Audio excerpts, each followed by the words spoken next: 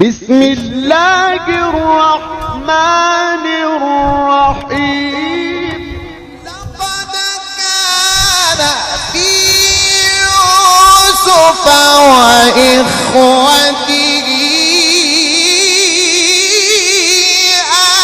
آيات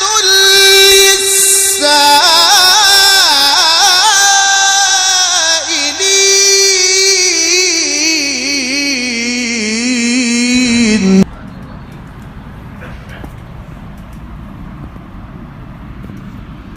الحمد لله رب العالمين والصلاة والسلام على سيد الأنبياء والمرسلين وعلى آله وأصحابه الصادقين. أما بعد،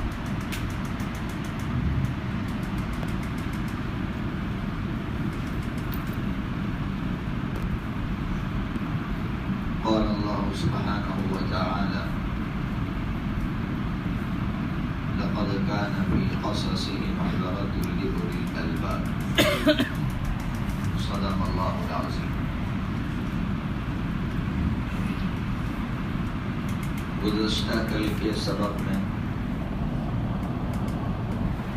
جو بڑی بڑی باتیں سامنے آئیں ان میں سے ایک بات امانت میں خیانت کے تعلق سے تھی کہ امانتوں میں خیانت نہ کرے، اور اس کے تعلق سے تفصیلی بات آپ کے سامنے رکھی تھی.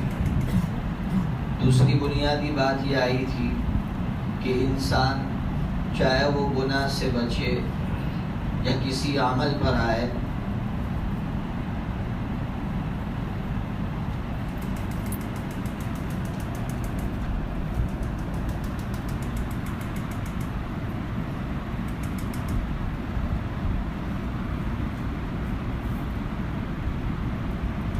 انسان کسی گناہ سے بچے یا کسی عمل پر آئے تو اسے اس کام کی نسبت اللہ کی طرف کرنی چاہیے، اپنی طرف نہیں کرنی چاہیے. جیسے یوسف علیہ السلام گناہ سے بچ رہے ہیں تو نسبت اللہ کی طرف کر رہے ہیں، یہ بچنے میں میرا کوئی کمال نہیں ہے. تیسری بات نفس کی شرارتوں کے تعلق سے آئی تھی کہ نفس کس طرح شرارتیں کرتا ہے، انسان سے عبادتیں کرواتا ہے، اچھے کام کرواتا ہے، لیکن وہ اچھے کام اس کے لیے گناہ کا ذریعہ بن جاتے، بلکہ وہ عین گناہ ہوتے ہیں.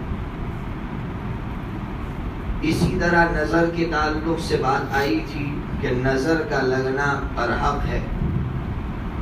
اور ایک بات یہ آئی تھی کہ اگر کوئی کسی نقصان سے بچنے کے لیے اسباب اختیار کرتا ہے تو یہ کوئی بری بات نہیں ہے. یعقوب علیہ السلام وقت کے نبی ہے، لیکن اس کے باوجود یعقوب علیہ السلام اپنے بیٹوں سے یہ کہہ رہے ہیں کہ سب ایک ساتھ دروازے سے داخل مت ہونا، اس کا نقصان ہوگا. اس کے لیے تدبیر بتلا رہے ہیں. معلوم یہ ہوا کوئی شخص نقصان سے بچنے کے لیے اگر کوئی تدبیر کرتا ہے، اچھے اسباب اختیار کرتا ہے تو اس کی گنجائش ہے. اور میں نے آپ کو ٹی بی کی مثال دی تھی کہ ٹی بی کی بیماری ظاہر باتیں پھیلتی ہے اسباب کے درجے میں. ہمارا عقیدہ تو یہ ہے کہ بیماری میں طاقت نہیں ہے کہ وہ بیماری بذات خود متعدی ہو اور بڑھے آگے، لیکن اللہ تعالیٰ نے اس بیماری میں یہ اس کو سبب بنایا ہے اس کو پھیلنے کا. اس لیے کوئی ٹی بی کا مریض ہے تو ہمیں شریعت یہ نہیں کہتی ہے کہ اس سے ملو، اس سے جا کر بیٹھ جاؤ، بلکہ شریعت یہ کہتی ہے کہ اچھے اسباب اختیار کرو، آپ اس سے دوری اختیار کر سکتے ہیں. لیکن اس کے ساتھ بیٹھ گئے اور آپ کو پتا چلا کہ یہ تو ٹی بی کا مریض ہے تو اب یہاں سے اٹھنے کی اجازت نہیں ہے. اب یہاں مسئلہ عقیدے کا ہے. اب آج کے سبق میں کل کے تعلق سے ایک بات رہ گئی تھی. بات یہ رہ گئی تھی کہ یوسف علیہ السلام نے جب سوچا کہ کنٹرول کرنا ہے، غلے کو بچانا ہے، اس کو اسٹاک کرنا ہے، اس کے لیے جو ہمارے ملک کے باشندے ہیں ان کے سامنے ایک بات رکھ دی جائے، ایک اعلان کیا جائے. ان اعلانات میں سے ایک اعلان تو آپ کو کل سنایا تھا کہ ریٹ مقرر کر دیا تھا کہ آپ غلہ اناج بیچنا چاہتے ہیں تو آپ کو اسی ریٹ میں بیچنا ہوگا، اس سے زائد ریٹ میں آپ نہیں بیچ سکتے۔ لیکن دوسرا اعلان آپ کو یہ کرنا تھا کہ اب آج سے روزانہ لوگ اپنے کھانے میں کنٹرول کریں، کھانے کو ضائع نہ کریں۔ لیکن ظاہر بات ہے یہ اعلان ایسا اعلان تھا کہ اس پر حضرت یوسف علیہ السلام کو اطمینان نہیں تھا کہ اس اعلان پر کوئی عمل کرے گا یا نہیں کرے گا۔ تو اب یوسف علیہ السلام نے سب سے پہلے اس اعلان کرنے سے پہلے آپ نے خود عمل کر کے دکھایا۔ کیا عمل کر کے دکھلایا؟ مفسرین فرماتے ہیں کہ آپ نے 2 وقت کا کھانا بند کر دیا اور 1 وقت کا کھانا شروع کر دیا کہ اب آئندہ سے میں روزانہ 1 وقت کا کھانا کھاؤں گا، 2 وقت کا کھانا نہیں کھاؤں گا۔ آپ نے کئی دنوں تک 1 وقت کا کھانا کھایا تو ظاہر بات ہے آپ کے دربار میں جو لوگ رہتے تھے انہوں نے بات پھیلانا شروع کیا کہ ہے بادشاہ وقت کا بادشاہ ہے، لیکن اس کا عمل یہ ہے غلے کو بچانے کے لیے اور انسانیت کو بھوک مری سے نکالنے کے لیے اس کا عمل یہ ہے کہ وہ 1 وقت کا کھانا کھا رہا ہے۔ جب یہ بات لوگوں میں پھیلی تو اب لوگوں نے دیکھا کہ بادشاہ بڑا نیک دیندار ہے۔ اب یوسف علیہ السلام نے اعلان کروایا کہ اعلان کرو کہ آئندہ سے کوئی غلہ ضائع نہیں کرے گا اور اس کے لیے جو جس طرح کی تدبیر کر سکتا ہے کرے۔ کیا تدبیر کر سکتا ہے؟ لوگوں کے سامنے نمونہ تھا یوسف علیہ السلام نا، لوگوں نے بھی 1 وقت کا کھانا چھوڑ دیا۔ لوگوں نے کہا اب سے ہم بھی 1 ہی وقت کا کھانا کھائیں گے، 2 وقت کا کھانا نہیں کھائیں گے۔ یہ عجیب و غریب سبق مل رہا ہے کہ اگر آپ چھوٹے سے یہ کہنا چاہتے ہیں کہ آپ یہ کام کیجئے تو سب سے پہلے بڑے کو عمل کر کے دکھلانا پڑے گا۔ بڑا عمل کر کے دکھائے نہیں اور چھوٹے سے یہ کہے کہ یہ کام کرو، چھوٹا کبھی کام نہیں کرے گا۔ سب سے پہلے بڑے کی ذمہ داری ہوگی کہ بڑا کام کر کے دکھائے۔ آپ کو شاید معلوم ہو یا نہ ہو، سیرت میں جب آقا کو یہ اعلان کرنا تھا کہ سود حرام ہے، کسی کو آپ نے قرضے پر پیسے دیے ہیں اور اس سے آپ واپس لے رہے ہیں تو سود کے ساتھ لے رہے ہیں، یہ حرام ہے، آپ کو یہ اعلان کرنا تھا۔ تو اعلان کرنے سے پہلے آپ نے اپنے چچا سے، حضرت عباس رضی اللہ عنہ جو بڑے بزنس مین تھے، اپنے چچا سے یہ کہا کہ چچا جان آپ کے جو سود کے پیسے لینے ہیں پبلک سے آپ اس کو معاف کر دیجیے، آپ اس کو معاف کر دیجئے اور یہ اعلان کر دیجئے کہ اب میں جو قرضہ لوں گا واپس لوگوں کا تو بغیر سود کا لوں گا، جتنا دیا تھا اتنا ہی لوں گا اور سارا سود میں معاف کر رہا ہوں۔ جب حضرت عباس رضی اللہ عنہ نے یہ اعلان کیا تو ظاہر بات ہے لوگوں نے کہا کہ آقا جب ایک اعلان کرنا چاہ رہے تو سب سے پہلے ابتدا اپنے گھرانے سے کر رہے ہیں۔ سارے لوگوں نے سود چھوڑ دیا۔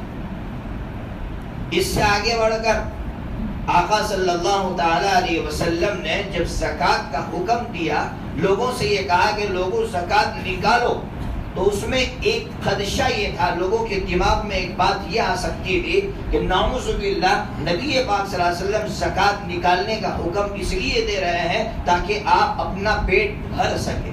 حکومت اگر یہ اعلان کرتے کہ ہمیں بیت المال میں تم پیسے دو تو کوئی بھی ظاہر باتیں شک کرے گا کہ حکومت کی نیت خراب ہے، حکومت ہڑپ کرنا چاہتی ہے۔ میرے آقا نے اعلان کیا زکوٰۃ نکالنے کا اور دوسرے دن یہ اعلان کیا کہ میرے خاندان پر زکوٰۃ حرام۔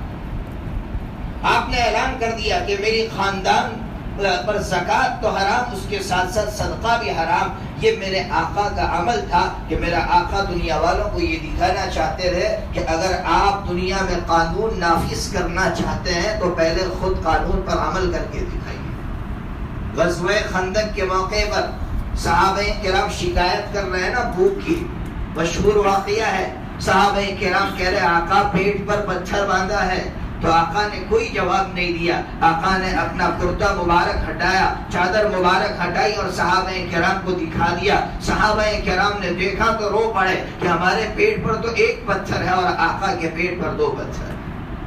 کس کو شکایت ہوگی؟ یہ ہے کام کرنے کا طریقہ۔ حضرت براء ابن عازب رضی اللہ عنہ چھوٹے صحابی تھے، بہت چھوٹے صحابی تھے اس وقت۔ حضرت فرماتے ہیں کہ خندق کے موقع پر میری نظر پڑی ایک شخصیت پر، میں نے دیکھا کہ پورے غبار میں ڈھکی ہوئی ہے، کچھ بھی نہیں دکھ رہا ہے۔ میں نے سوچا قریب جا کر دیکھوں کہ وہ کون ہے۔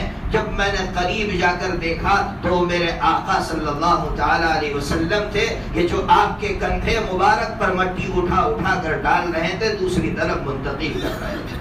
ہماری طرح آرڈر نہیں کرتے تھے کہ بڑے ہو گئے تو اب چلو آرڈر کرو چھوٹوں کو.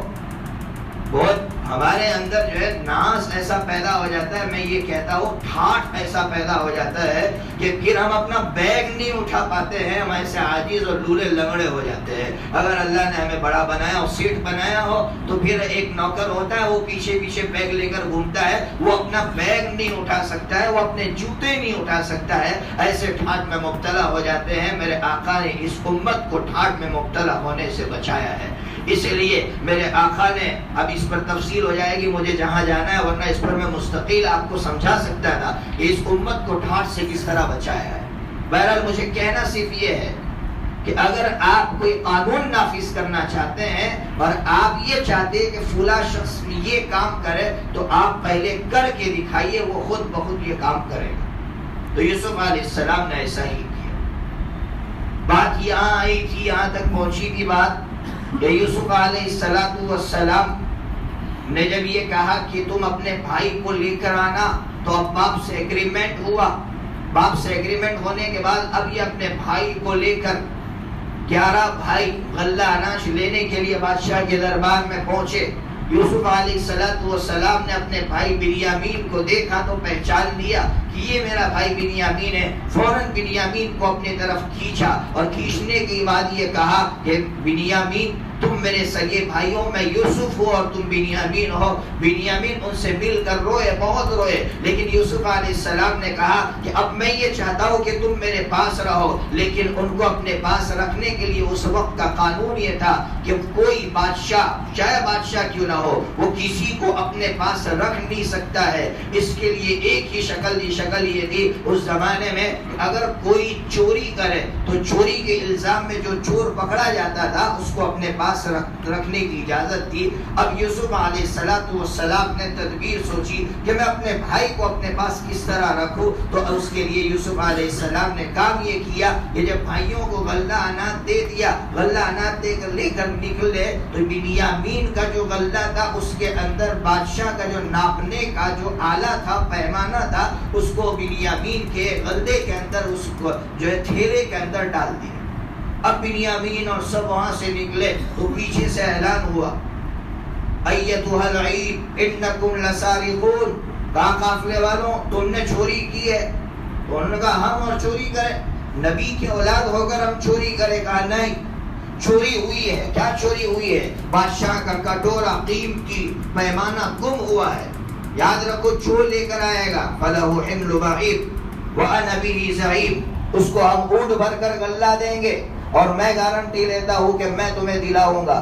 لیکن یاد رکھو جو چوری کرے گا اس کی سزا یہ ہوگی کہ ہم اس کو اپنے پاس رکھ لیں گے.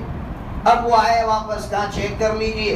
یوسف علیہ السلام نے پہلے بھائیوں کا غلہ چیک کروایا. قرآن کہہ رہا ہے کہ حضرت بنیامین کا غلہ پہلے چیک نہیں کیا, ورنہ شک ہو جاتا کہ انہوں نے ہی اس میں ڈالا تھا, چھپایا تھا اور وہی نکال رہے ہیں. پہلے بھائیوں کا غلہ چیک کیا, اس میں سے نہیں ملا. اب بنیامین کا غلہ چیک کر رہے, اس میں سے یہ کٹورا نکل رہا ہے. تو اب یوسف علیہ السلام اعلان کرواتے ہیں کہ اب اعلان کر دو کہ تم چلے جاؤ اور بنیامین کو یہاں چھوڑ دو. اب بھائی بنت سماجت کر رہے ہیں کہ آپ جانتے ہیں ہمارا ایک بھائی تھا, ایک تو اس کو گم کر چکے ہیں, اب ظاہر بات ہے یہ دوسرا بھائی ہاتھ سے جائے گا تو باپ کے اوپر کیا گزرے گی. ہمارا باپ بوڑھا ہے, ہمارا باپ ان ابانا شیخا کبیرا فخذ احدنا مکانا, ہمارا باپ بوڑھا ہے, ہم میں سے کسی کو رکھ لیجئے. تو یوسف علیہ السلام نے کہا معاذ اللہ, ایسا نہیں ہو سکتا ہے, ہم جس نے چوری کی اسی کو رکھیں گے. لیکن یہاں عجیب بات یہ ہے کہ جب چوری کا الزام بنیامین پر لگا تو اس وقت بھائیوں نے یہ کہا کہ کوئی گھبرانے کی بات نہیں ہے, اس لیے کہ اگر یہ چور ہے تو اس کا ایک سگا بھائی یوسف تھا, وہ بھی چور تھا. کس کے سامنے کہہ رہے ہیں آپ سمجھ رہے ہیں؟ یوسف علیہ السلام کے سامنے کہہ رہے ہیں. لیکن یوسف علیہ السلام کا سینہ کتنا بڑا ہے کہ یوسف علیہ السلام برداشت کر رہے ہیں اور کچھ نہیں کہہ رہے ہیں کہ یہ مجھ سے کہہ رہے ہیں کہ میں چور ہوں. اور آپ سوچیں گے کہ یوسف علیہ السلام نے بھی چوری کی تھی, بھائی کہہ رہے ہیں ان کا بھائی یوسف چور تھا. اصل بات یہ مفسرین نے لکھا ہے کہ یوسف علیہ السلام کے ساتھ بھی معاملہ ایسا ہی ہوا تھا. کیسا ہوا تھا؟ یوسف علیہ السلام کی والدہ کے انتقال کے بعد ان کی پھوپھی نے ان کی تربیت کی تھی. لیکن جب وہ ایک زمانے تک ان کی پھوپھی کے پاس رہے، باپ نے چاہا کہ اب میں یوسف کو اپنے پاس رکھوں، تو حضرت یوسف علیہ السلام کو لے جانے لگے تو پھوپھی رونے لگی کہ میرے پاس رہے ہیں، اب ظاہر بات ہے میں اپنے پاس رکھ تو نہیں سکتی ہو، اس کے لیے کوئی تدبیر اختیار کرنی چاہیے۔ تو ان کی پھوپھی نے یوسف علیہ السلام کے کرتے کے پیچھے اپنا رومال باندھ دیا اور پھر یہ کہا کہ میرا رومال چوری ہوا ہے، جس کے یہاں سے ملے گا اس چور کو ہم اپنے پاس رکھ لیں گے۔ تو یوسف علیہ السلام کو اپنے پاس رکھوایا تھا۔ تو وہ حالانکہ یہ کوئی چوری نہیں ہے، یوسف علیہ السلام نے تو رومال چوری نہیں کیا، لیکن بھائی کہہ رہے کہ ان کے بھائی ایک یوسف تھے، انہوں نے بھی چوری کی تھی۔ یوسف علیہ السلام نے برداشت کیا، کچھ نہیں کہا کہ ٹھیک ہے کوئی بات نہیں، بہرحال تم جاؤ۔ اب یہ بڑے بھائی یہودا وہ کہہ رہے بھائی میں نے تو سب سے پہلے میں نے گارنٹی لی تھی، ضمانت دی تھی کہ ابا جان آپ گھبرائیے مت، ہم لے کر آئیں گے بنیامین کو، اب میں کیا منہ دکھا سکتا ہوں؟ اس لیے یہودا نے تو یہ کہہ دیا تم جاؤ باپ سے ملو، میں تمہارے ساتھ گھر نہیں آ سکتا۔ یہودا ان کے ساتھ گھر نہیں گئے۔ بہرحال باقی سب بھائی اپنے والد کے پاس گئے اور والد سے کہا ابا جان ایسا ایسا واقعہ پیش، آپ اندازہ لگا سکتے ہیں یعقوب علیہ السلام نے جب سنا ہوگا کہ ایک بیٹا تو گیا، اب دوسرے بیٹے کے ساتھ یہ حالات پیش آئے، تب بھی یعقوب علیہ السلام نے یہ کہا فصبر جمیل۔ لیکن یہاں کیا کہہ رہے ہیں؟ وہاں یہ کہا تھا جب یوسف علیہ السلام گم ہوئے تھے تو یہ کہا تھا واللہ المستعان علی ما تصفون، یہ کہا تھا کہ تم یہ غلط جو بات کر رہے ہو کہ یوسف کو ہم نے جو ہے بھیڑیا کھا گیا، اس پر میں اللہ سے مدد طلب کرتا ہوں۔ اور یہاں کیا جملہ کہہ رہے ہیں؟ عسى اللہ ان یأتینی بہم جمیعا، نبی ہوتا ہے، یہاں یہ کہہ رہے ہیں کہ مجھے امید نہیں بلکہ یقین ہے کہ اب تو یوسف بھی آئے گا اور بنیامین بھی آئے گا۔ آپ اندازہ لگائیے نبی کو اللہ کیسی فراست عطا فرماتے ہیں کہ وہاں سمجھ گئے تھے کہ وہاں جو بیٹے کہہ رہے وہ جھوٹ کہہ رہے، اور یہاں بیٹے جو کہہ رہے وہ سچ کہہ رہے ہیں کہ بنیامین کو پکڑ لیا گیا اور بنیامین کو وہاں رکھا گیا۔ یہاں یہ نہیں کہہ رہے واللہ المستعان علی ما تصفون، جو جھوٹ تم بول رہے اس پر میں اللہ کی مدد نہیں سمجھ رہے کہ میرے بیٹے یہاں سچے ہیں۔ لیکن بہرحال یہ کہا کہ مجھے یقین ہے کہ اب میرا رب یوسف کو بھی لائے گا اور بنیامین کو بھی لائے گا۔ اب باپ یہ کہہ رہے ہیں، کیا کہہ رہے ہیں باپ؟ ابا جان یہ کہہ رہے ہیں یا بنی اذهبوا فتحسسوا من یوسف۔ اس سے پہلے یعقوب علیہ السلام اللہ کے سامنے رو رہا ہے، انما اشکو بثی وحزنی الی اللہ، اے میرا رب یہ کیا کیسا امتحان ہے، 40 سال ہو گئے بیٹے یوسف سے الگ ہو، اب بنیامین جو ایک بچا تھا اس سے بھی الگ کر دیا۔ یہاں مفسرین نے ایک نقطہ لکھا ہے، نقطہ یہ لکھا ہے کہ کوئی انسان اللہ کے سامنے روئے تو یہ صبر کے خلاف نہیں ہے، اس کو بھی صبر کرنے والا ہی کہیں گے۔ آپ پر حالات آئے، آپ پبلک کے سامنے اپنے حالات نہیں رکھ رہے، اللہ کے سامنے رو رہے ہیں تو یہ صبر کے خلاف نہیں، آپ صبر کرنے والے ہی ہوئے۔ یعقوب علیہ السلام جو رو رہے ہیں وہ اللہ کے سامنے رو رہے ہیں، اللہ تعالیٰ سے کہہ رہے کہ اللہ یہ کیا حال ہے؟ پھر کہہ رہے اپنے بیٹوں سے جاؤ یوسف کو تلاش کرو اور اپنے بھائی کو بھی تلاش کرو، مایوس مت ہو، لے آؤ یوسف کو بھی لے آؤ۔ آپ سوچ رہے ہوں گے کہ کوئی انسان سوچ نہیں سکتا ہے، 40 سال ہو گئے اور انسان تو ظاہر بات ہے مایوس ہو کر بیٹھ جاتا ہے کہ اب تو امید نہیں رہی، 40 سال ہو گئے۔ لیکن یعقوب علیہ السلام کہہ رہے یا بنی اذهبوا فتحسسوا من یوسف، اے میرے پیارے بچوں جاؤ یوسف اپنے بھائی کو، یوسف کو اور ان کے بھائی بنیامین کو تلاش کرو، ملیں گے، اور اللہ کی ذات سے مایوس مت ہو۔ یہاں باپ حضرات کے لیے میں ایک نقطہ بیان کروں، باپ حضرات سے یہ کہتا ہوں کہ اولاد کیسی ہی نافرمان کیوں نہ ہو، باپ بہت سی مرتبہ جب اولاد نافرمان ہوتی ہے تو باپ مایوس ہو جاتا ہے اور کیا کرتا ہے، یا تو اس کو گھر سے نکال دیتا ہے، یا اس سے بات چیت بند کر دیتا ہے، یا اس کے بعد جو شکل ہوتی ہے جائیداد سے محروم کرنے کی کوشش کرتا ہے۔ بہت سی شکلیں ہمارے معاشرے میں، باپ چاہے اولاد اس کے ساتھ خراب سلوک کرے لیکن باپ کو اس کے ساتھ اچھا سلوک کرنا چاہیے، اس سے مایوس نہیں ہونا چاہیے۔ یعقوب علیہ السلام دیکھ رہے ہیں کہ میرے بیٹوں کا سلوک کیسا ہے، میرے ساتھ میری اولاد کے ساتھ کیسا سلوک ہے، اس کے باوجود مایوس نہیں ہو رہے، ان کو اپنے سے قریب کر کے رکھے ہیں۔ اس کا فائدہ یہ ہوا کہ بعض مفسرین تو فرماتے کہ اللہ تعالیٰ نے ان کو بھی نبوت عطا فرمائی جو دوسرے بھائی تھے۔ اور باپ اگر مایوس ہو جائے اور یہ کہہ دے میں تم سے بات چھوڑ دوں گا تو پھر کیا نقصان ہوتا ہے آپ جانتے ہیں، باپ کے مرنے کے بعد کبھی اس کے آنکھ میں سے ایک آنسو نہیں نکلتا ہے، اور اگر بیٹا خراب سلوک کرتا ہے، ہمارے پاس بہت سے لوگ آتے ہیں، باپ آتے ہیں اور کہتے ہیں کہ میں جائیداد سے اپنے بیٹے کو محروم رکھنا چاہتا ہوں. کیوں بھائی؟ بڑا نافرمان ہے، وہ کبھی میرے پیر تک نہیں دباتا، مجھ سے پوچھتا بھی نہیں کہ تم بیمار ہو، میں اس کو جائیداد سے محروم کرنا چاہتا ہوں. میں ان سے ہمیشہ کہا کرتا ہوں کہ بھائی محروم کر کے کیا کرو گے؟ تم مرو گے تو شریعت تو یہی کہے گی کہ تمہاری جو وصیت نامہ ہے وہ تو فعل ہے، اس لیے کہ شریعت تو اس کو دلائے گی. چاہے تم وصیت کر کے جاؤ، کچھ بھی کر کے جاؤ، شریعت کے قانون کے مطابق وہ بیٹا ہے، چاہے نافرمان اس کو ملنے والا ہے. لیکن نقصان یہ ہوگا آپ کے وصیت نامے کا کہ آپ کے مرنے کے بعد کبھی وہ آنسو بہا کر آپ کے لیے مغفرت کی دعا نہیں کرے گا. اور اگر نافرمانی کے بعد بھی آپ اس کے ساتھ سلوک کریں گے اور آپ اس کو جائیداد دیں گے تو وہ وقت آئے گا کہ تنہائی میں بیٹھ کر وہ روئے گا کہ میں نے اپنے باپ کے ساتھ کیا کیا، لیکن میرے باپ نے میرے ساتھ کیا کیا.